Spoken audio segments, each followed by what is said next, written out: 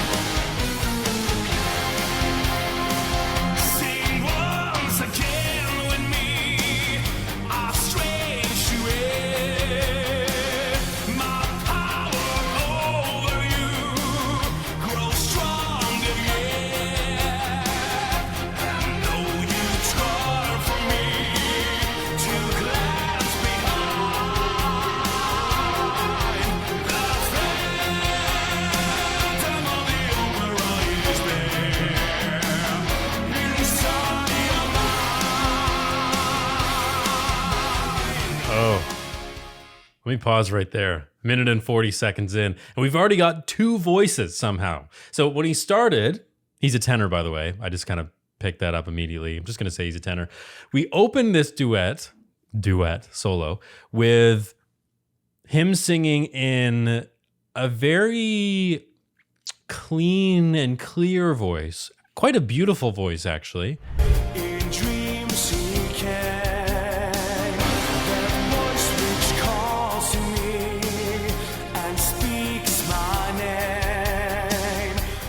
And then when he goes to the Phantom part, he gives more grit in the voice, which is really fascinating.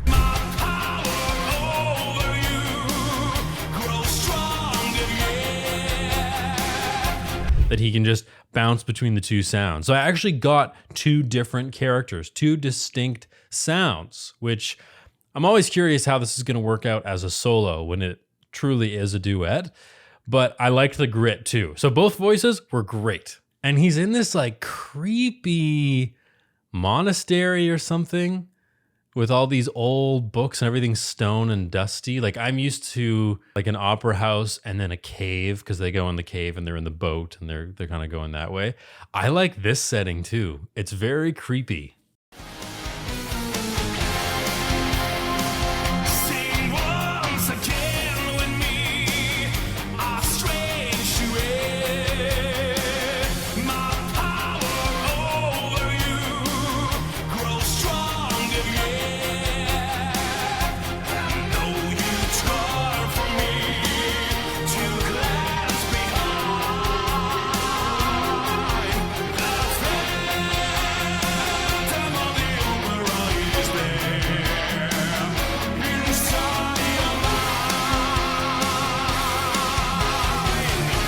I love when metal singers do this because they add their own set of vowels. So I might do the Phantom of the Opera to make it a little more rounded, a little bit more neutral. Metal singers, they go Phantom of the Opera. It's so harsh and bright and it cuts absolutely like a knife.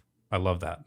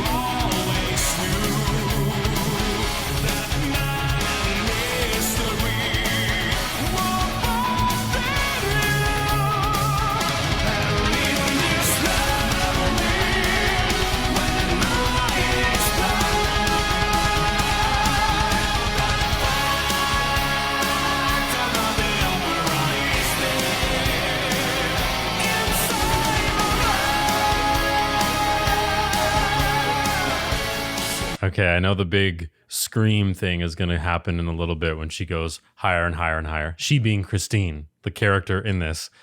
I'm excited to see how Tommy does it too. I really like this sound.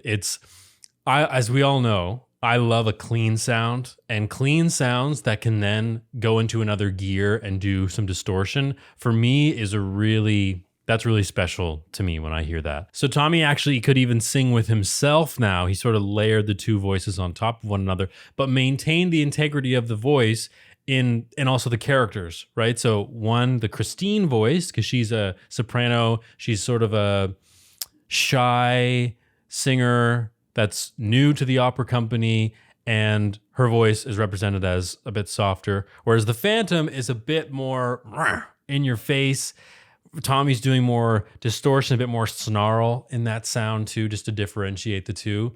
And he's doing a couple things too, just some pitch changes. He's sliding around a little bit to make it his own, to make it something new. And that's what a cover should be. Shouldn't be a carbon copy of what we've already done.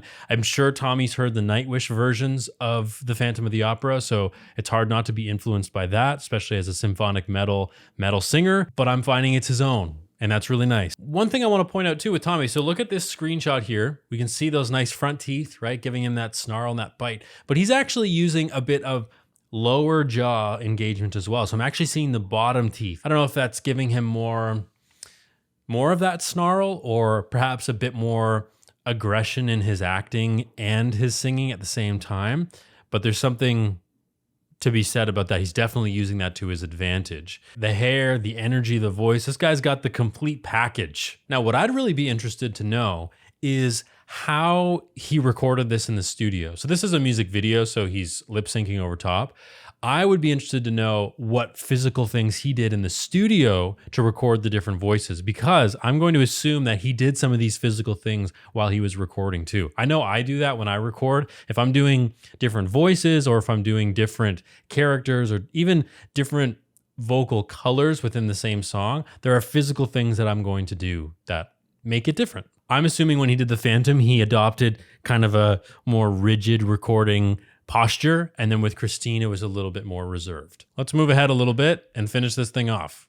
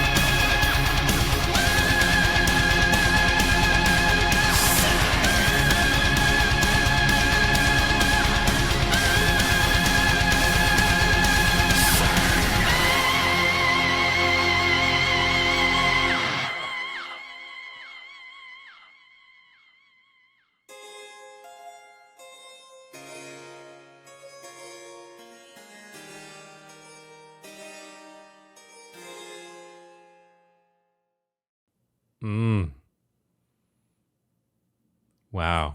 With the harpsichord at the end to just play us out. After such an intense build-up, we get this little tinkling harpsichord to finish it off. That is impressive. To be able to do that build and that, what do we call it even? Metal scream at the end with a hint of a mixed belt in there. I mean, Tommy could sing in a musical and be an absolute star. I think Tommy could probably do whatever he wanted and be an absolute star. But that buildup is intense and not an easy thing to pull off in any situation. But with that, it's so prolonged, right? Because it's like, it's high, and then it transposes a little bit higher, and then it goes a little bit higher, then a little bit higher. And then finally, the final big scream, the high E, the very famous note that makes Christine as a character really hard to cast, because you need somebody that can sing all the lower parts, which there are many, but then also be able to get up there and let her rip. I just want to dissect what I'm hearing in this build-up. So I've gone back a little bit and we're going to listen to it again.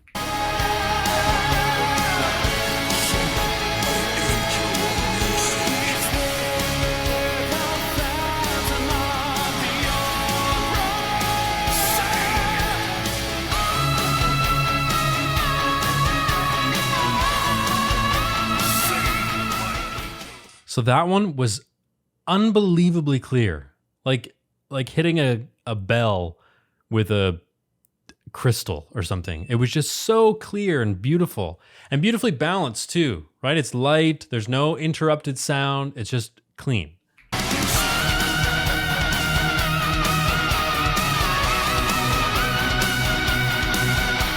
And then that second one, we've built up a little bit higher. So now there's more vibrato in, right? So as it gets higher, of course, with any singer, it's going to get a little bit harder. So with this one, he added a bit more vibrato in there to make it a little fuller. More full? Fuller? Yeah, more full. Because now it's getting harder, so he's going to have to mix in a little bit more. And now he's got to mix in a few sounds in there as well.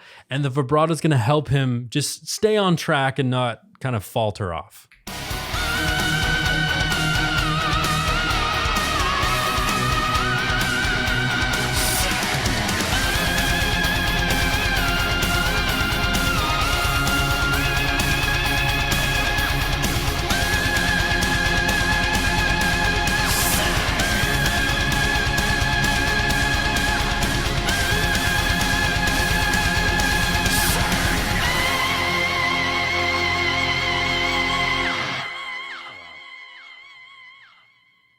Perfect.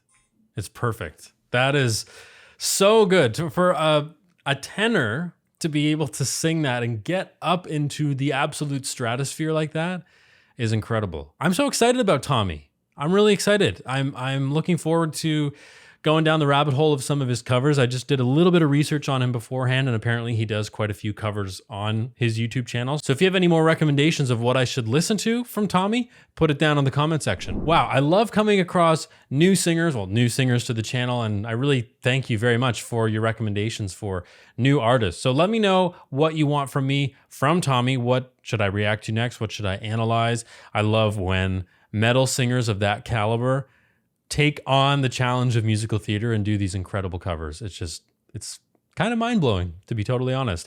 So if you enjoyed this video, which I sincerely hope you did, you'll probably enjoy some of the videos that are about to pop up on the screen in just a moment. And if you want your recommendations bumped up to the top of the list, make sure you check out Buy Me a Coffee and Patreon. Thank you very much, and I'll see you in the next video.